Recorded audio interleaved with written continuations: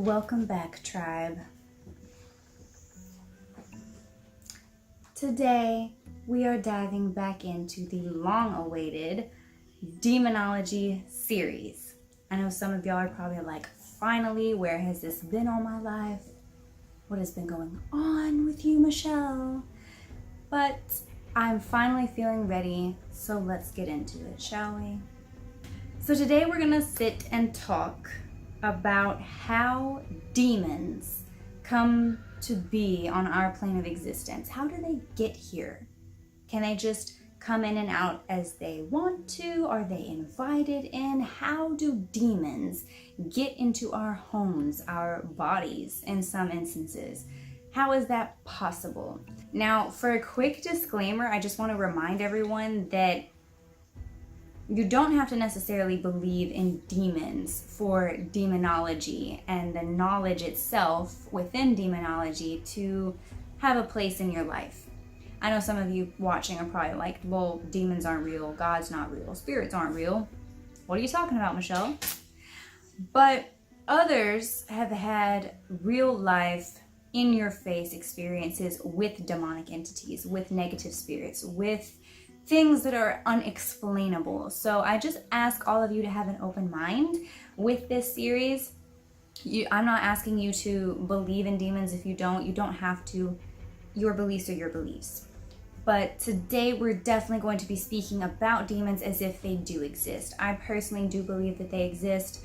Do I believe that they exist only in the Christian concept? Not necessarily, but I will go ahead and put out there that I do believe that demons and demonic entities are evil. They usually seem to have negative intentions, evil intentions, harmful intentions. And I know that the word demon comes from a Greek or Latin word that was actually more connected to just spirits in general and possibly spirit guides. So if you believe in demons in that sense, I'm not knocking that, and you can continue to believe in demons in whatever sense makes sense to you.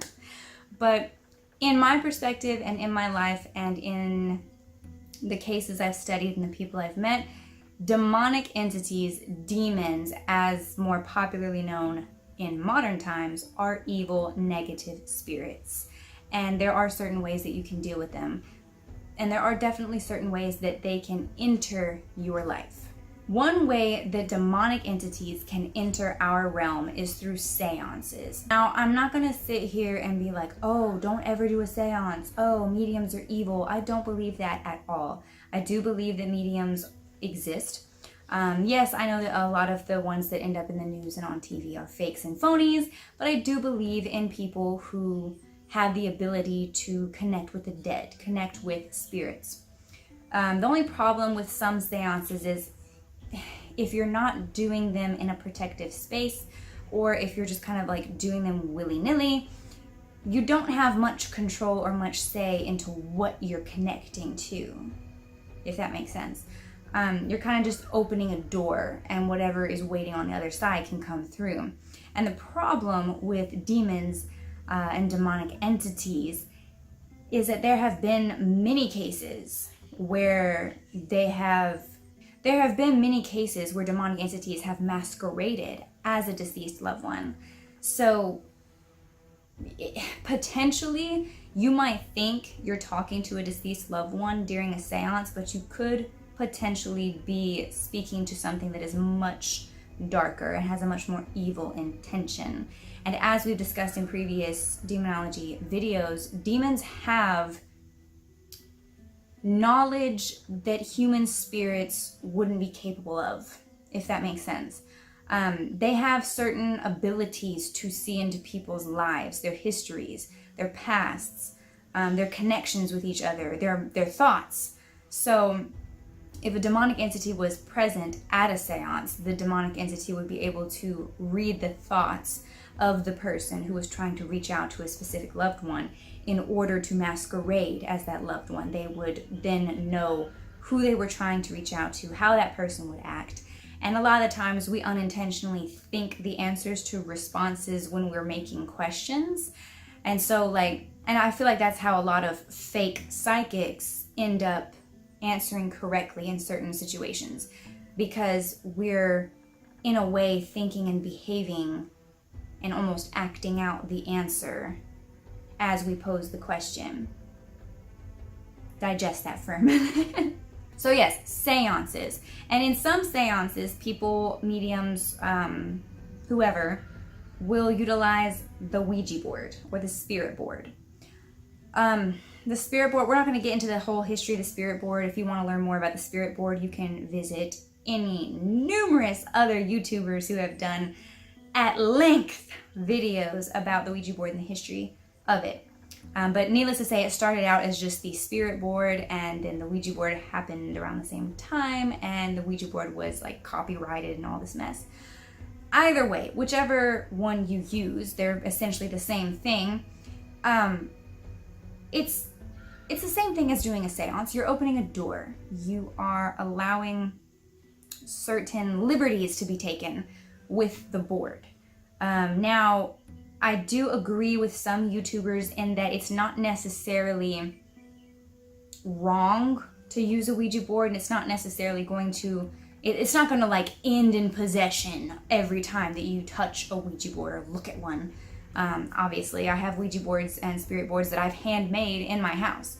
So, yeah. But with a Ouija board, you are allowing certain liberties to be taken. You're allowing the spirit, whatever you contact, to have enough influence on your surroundings that they are physically able to move the planchette on the board, which could potentially allow for other liberties to be taken in the room as far as items moving and things like that. I don't necessarily think that using a Ouija board automatically means that you're going to be touched by something, or that, you know, you are like, of course, going to definitely contact a demon or something like that. But I do think that when you are messing around with a Ouija board or a spirit board, there definitely needs to be protective elements, if that makes sense. So like for me, I always have my circle of salt around the board, just so that like the board itself is somewhat of a portal, or it can become a portal in a way. And like when you have that sacred salt around the board, it's not really allowing the portal to widen. It's not really allowing things outside of the board. I always bring sage or smudge whenever I am even thinking about doing a seance or like a Ouija board session, because even if I don't contact anything, I'm still gonna smudge myself in the space, just in case, because I have read case studies that have ended in possession where people would mess around with the board and nothing even happened with the board. It doesn't always mean that you didn't contact something just because the planchette didn't move on the board. There was no response. Just because there's no response doesn't mean there isn't something still there with you, which is really creepy if you think about it, but makes sense. And sometimes demonic entities don't want you to know that they're there because they like that whole psychological warfare thing. They want you to believe that they don't exist. They want to take advantage of you, and they want to scare the shit out of you. And sometimes it's scarier to sneak attack you later than to openly admit their arrival right there on the board. And we've already talked about how demons can sometimes enter our realm by masquerading as a deceased loved one. Demons and negative entities feed off of negative energy, obviously, because that's their energy. So of course they would feed off of that energy in us. So anytime that someone's going through a really hard time with anger, depression, grief, especially because grief is so very profound, it does kind of give off a certain scent to the demonic world. And so like when you're grieving, I feel like anytime you're going through a really low negative point in your time, it kind of leaves you open to attack. Not saying that everyone gets attacked every time they get sad. That would be crazy. But I think it does leave you a little bit psychologically weak or susceptible to their influence.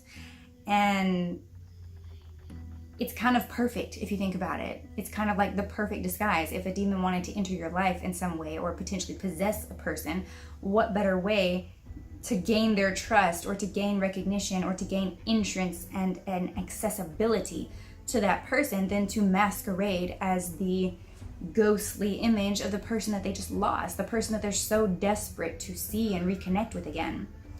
So yeah, and I mean, I've definitely read plenty of case studies with that being the beginning of the possession, of the oppression, you know. And obviously it doesn't take long for them to show their true colors, but there's this certain level of acceptance and permission that we have to give them to be able to fully enter our little world and our space.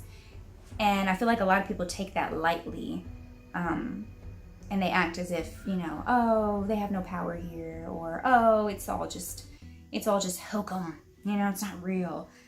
But when you mess around with shit like that and you honestly like give things permission, anytime a spirit or any kind of entity asks permission for something from you, it's a very large red flag. So like, even if you're dealing with what you think is a human spirit, is a non-harmful spirit, they shouldn't ever feel the need to ask you permission to attach themselves to any items or speak to you or to come into the room with you, because like human spirits don't need those types of permissions, and they wouldn't ask for them anyway. But things that are inhuman, spirits that are inhuman and dark and demonic, I feel like they definitely have to, they require a certain level of permission from us, especially when it comes to possession. And of course, there's the unintentional contact that we have with the demonic world.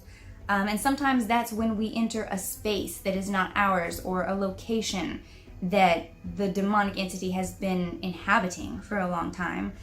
And we unintentionally, like, we're unaware. Like, I mean, there's not exactly warning, flashing signs saying, hey, there's a demonic entity in here.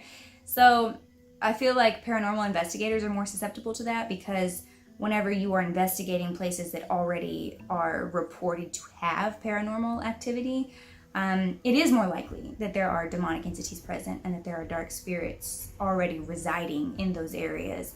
So I feel like paranormal investigators are probably the most likely to encounter a dark negative energy.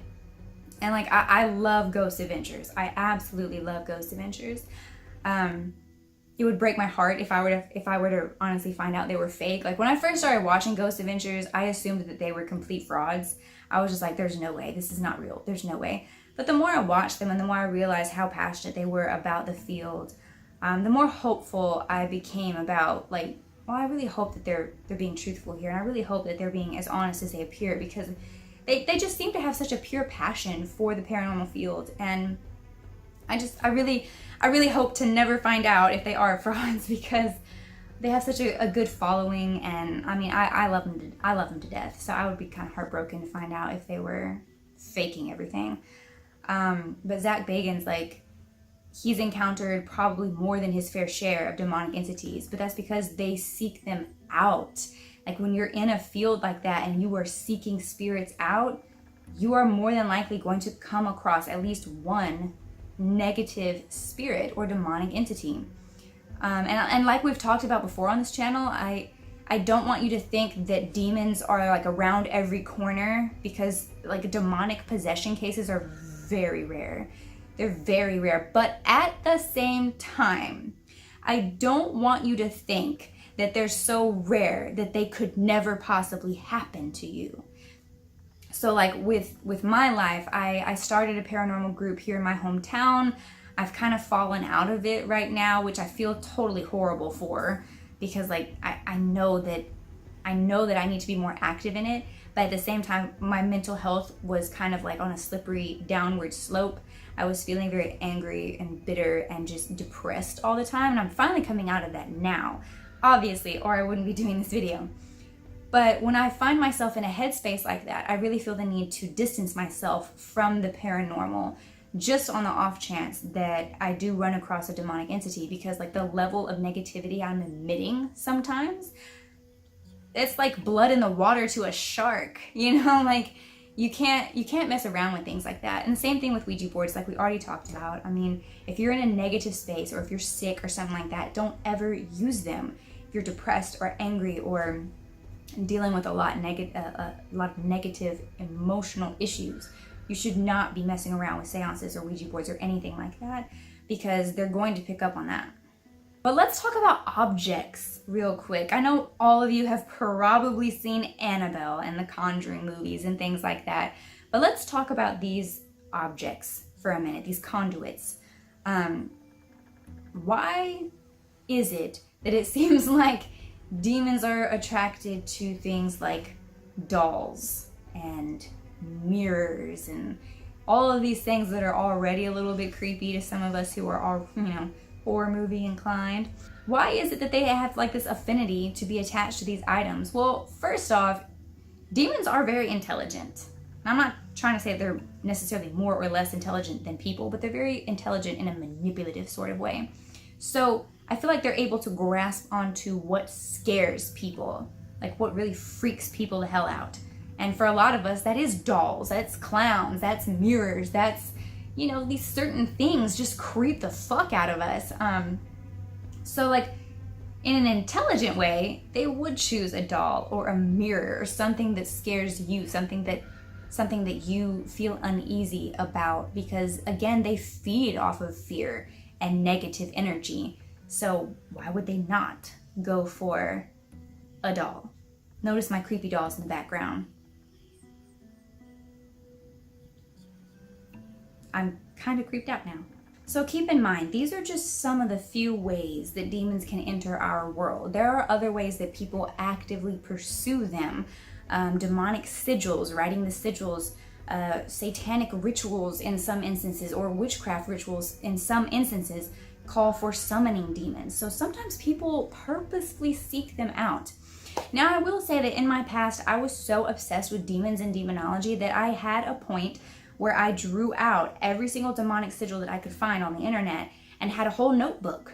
I had a whole notebook, like this fancy big ass binder dedicated to all the knowledge I could find about all these different demons and the sigils.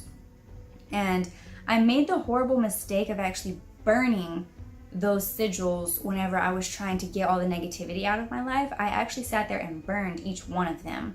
And I read later in an article that burning sigils actually usually summons them directly to you.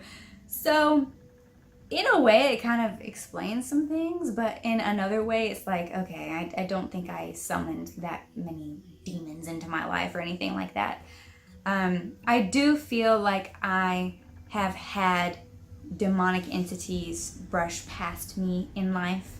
I have never had one latch onto me, and I have never had one blatantly start the cycle of oppression or possession or anything like that. But I have had these situations in my life where I have just felt an overwhelming sensation of just pure, like the purest evil you could think of. Like, when you meet someone who like every fiber in your being is just telling you to get the fuck away from them, like to just get the hell away from them. Like, I'm sure some people probably felt that around like Ted Bundy and Charles Manson. There's just something in you that's telling you and warning you that there's something extremely dangerous spiritually around you. I felt that before. And like growing up, and I used to always discredit myself with this, but like growing up, I used to have the worst fear, like terror, when I would wake up in the middle of the night. And it didn't really start heavily until I moved out of my sister's room. Like, we shared a room for a while, and then I had my own room. When I had my own room growing up, I had so many different instances of waking up so terrified that I could not call out for my mom. I couldn't speak at all. I couldn't move. I would sleep every night with the covers over my head and the covers pulled so tight around me, because for some reason, I don't know what it is with kids, but we all think that having the covers over us is going to somehow protect us. And there were a few nights where I felt like I woke up to someone hovering next to my face, like almost breathing on me. And I always told myself that I was just like coming out of a nightmare and that's why I felt that way, but I don't know. Now looking back on it, I just feel like there were situations in my life that led me to be obsessed with demonology and to study it to study it to the extent that I have. I don't know. I just feel like I've definitely brushed up against demonic entities, and I've always had this feeling like there's a reason I'm studying all of this. There's a reason that I need to know these things, and that's probably gonna have some kind of like moment in my future. Like there's probably gonna be some moment in my future that this all comes together and makes sense. And I'm hoping it's not in like a terrifying, holy shit, there's a demon in my house way. That would be really bad. But maybe it's this. Maybe I'm supposed to know all of these things to help some of you who might actively be living these horrors out in real life. But either way, if you guys have any stories, personal encounters, things like that you want to share, please let me know. Comment down below, shoot me a message on any of the social media. What do you guys think? Did y'all enjoy Annabelle or the Conjuring movies? What do you guys think about demons entering our world? Do you think it's that easy? Do you think it's hard? What are y'all's perspectives on that? Thank you guys for watching. I hope you guys enjoyed. I know it's like a little bit of a shorter video here, or at least I hope it is. I might have been rambling for a while. But I hope you guys are enjoying coming back to the Demonology series, and welcome back. If you like the video, please smash the like button. Of course, subscribe if you haven't already. Share the video if you want to. And leave a comment down below. I want to know who's watching these videos. I want to know what your ideas, thoughts, and opinions are. And other than that, I love you guys. Have a great day, a great week, a great month, a great year, and